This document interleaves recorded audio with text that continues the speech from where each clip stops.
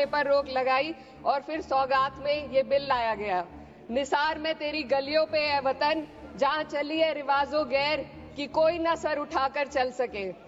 मैं सभापति जी आपको ये बताना चाहती हूँ कि ईद के मौके पर एक विधवा महिला अपनी लड़की के साथ मेरे पास आई और उसने बताया कि वह एक वक्फ की प्रॉपर्टी में रहती है, वही उसके सर पर छत का काम भी करती है और उसकी रोजी रोटी भी वहीं से आती है। वो इस बिल को लेकर इतनी फिक्रमंद थी कि कहीं उससे वो उसकी संपत्ति ना छीन ली जाए।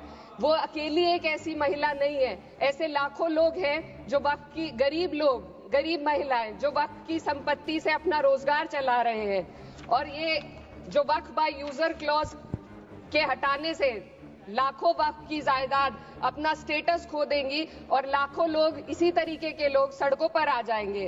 वक्फ क्या है? वक्फ बाय यूजर क्या है? इसका ये मतलब है कि कोई जायदाद अगर सालों से दीन और भलाई के कामों के लिए इस्तेमाल हो रही हो तो वो खुद ब खुद वक्फ मानी जाएगी। हिंदुस्तान की अदालतों ने भी इस बात को तस्लीम किया है। वक्फ बाय यूजर सिर्फ वक्फ बोर्ड को ही मिली कोई खास सौगात नहीं है, ये बल्कि सभी अन्य धार्मिक ट्रस्टों को परंपरा और यूज के आधार पर बिना किसी डॉक्यूमेंटेशन के धार्मिक चरित्र को डिक्लेयर करने का राइट मिला हुआ है। भारत के संविधान के आर्टिकल 13 क्लॉज 3 में कस्टम और यूसेज को कानूनी वैधानिकता प्रदान करता है। इसी आर्टिकल से वक्फ बाय यूजर भी निकला गया है। इस बिल के कानून बनने पर वक्फ बोर्ड तो इस प्रोविजन से हाथ धो बैठेगा, लेकिन अन्य धार्मिक ट्रस्टों को यह सुविधा जारी रहेगी। इससे भारतीय संविधान के आर्टिकल 14 और 15 का सीधा उल्लंघन है, जो धर्म और जाति के आधार पर भेदभाव और कानून के सामने सभी की बराबरी पर जोर देता है। मैं इसके साथ ये भी कहना चाहती हूँ कि सत्ता के लोग जो एक दूसरे की पीठ थपथपा रहे हैं कि वक्फ बाय यूजर का जो अमेंडमेंट इन्होंने दिया उसको एक्सेप्ट कर लिया गया है, लेकिन इनकी शरारत यह है कि उसके साथ ही एक ऐसा प्रोवाइजो इसमें शामिल किया गया जिसके आधार पर यह कहा गया है कि अगर कोई भी वक्फ की संपत्ति विवादित हो तो वो अपना वक्फ स्टेटस खो देगी। तो जो अमेंडमेंट इन्होंने दिया है, जिसको एक्सेप्ट कर लिया गया है, उसका कोई मतलब नहीं है। ये इनकी नीयत है जो साफ जाहिर हो रही है। सोने पर सुहागा एक काम और किया है। सरकार ने वक्फ की कानून के सेक्शन 107 को हटाकर लिमिटेशन एक्ट में 12 साल तक ही किसी के खिलाफ अदालत में जाने का प्रोविजन है। सेक्शन 107 में बोर्ड को लिमिटेशन एक्ट से राहत मिली हुई थी। वक्फ बोर्ड कभी भी अवैध कब्जाधारियों के खिलाफ अदालत जा सकता था। अगर ये सेक्शन ना हो तो अवैध कब्जा करने वाले लोग कानूनी प्रक्रिया का फायदा उठाकर वक्फ की प्रॉपर्टी को हड़प सकते हैं। अन्य धार्मिक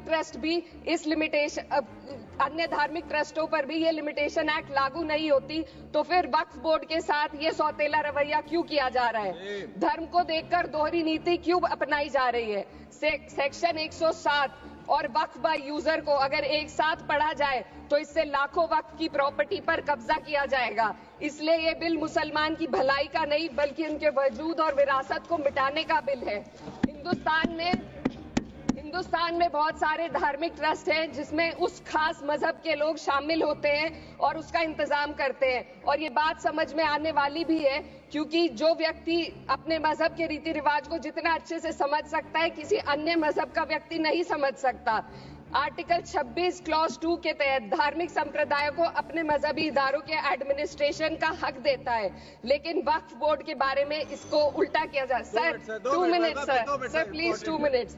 सरकार इसे एक सेक्युलर बॉडी मान रही है और इसमें गैर मुस्लिमों को शामिल करने की बात कह रही है। आपके मुंह से सेक्युलरिज्म की बात सुनकर अच्छा लगा, लेकिन अगले ही पल ये भ्रम टूट जाता है, क्योंकि आपको सिर्फ दान देने के लिए प्रैक्टिसिंग मुस्लिम का आपने क्लॉज डाला है, लेकिन बोर्ड में बैठने के लिए मुस्लिम होने की कोई आपकी क्लॉज नहीं है। तो इससे आपकी जो दोहरी नीति है वो साफ जाहिर होती है। ये वही सरकार है जिसने राम जन्मभूमि ट्रस्ट में ये लिख दिया कि जिला अधिकारी भी अगर होगा तो हिंदू होना चाहिए। कोई मुझे बताए कि वहां पर सेक्युलरिज्म का रस क्यों नहीं घोला गया? सर आखिर में मैं अपनी बात को खत्म करने से पहले महिलाओं का मुद्दा बार बार उठाया जा रहा है। सरकार का कहना है कि बोर्ड में मुस्लिम महिलाओं को रिप्रेजेंटेशन देंगे। इस कानून से पहले भी मुस्लिम महिलाएं बोर्ड में मेंबर रह चुकी हैं। और मिनिमम 2 का प्रोविजन था, उससे ज्यादा भी हो सकती थी। सर मैं ये कहना चाहती हूँ कि सरकार ने महिलाओं के लिए ऐसा कौन सा नया काम किया जिसका ढिंडोरा सरकार का हर सदस्य पीट रहा है। इस बात की तायद अगर आपकी तरफ से कोई मुस्लिम महिला करती तो हम उसका यकीन भी करते, लेकिन अफसोस आपकी इतनी लंबी कतार में एक भी मुस्लिम महिला नजर नहीं आती है। सर मैं खुद एक मुस्लिम महिला हूँ, मैं सिर्फ सर मैं माइनॉरिटी महिला हूँ, इस सदन में हम सिर्फ 2 महिलाएं हैं, और उस नाते से मैं ये बात कहना चाहती हूँ कि इस बिल के माध्यम से मुस्लिम महिलाओं को कुछ नहीं मिल रहा है, ये हमें कुछ नहीं देना चाहते, सिर्फ टोकनिज्म हमारे नाम पर बनाकर एक नैरेटिव मीडिया में चलाना चाहते हैं। तो ये बिल मुसलमान की भलाई का नहीं, उनकी पहचान को मिटाने का है। सर अंत में मैं बस यही कहना चाहती हूँ कि कागजों की कैद में बस नाम रह जाएंगे, वो जो हमारे थे सिर्फ दावे में रह जाएंगे। इस बिल के द्वारा मीठी ईद के जायके को कड़वा करना, यही असली सौगाते मोदी था। बहुत बहुत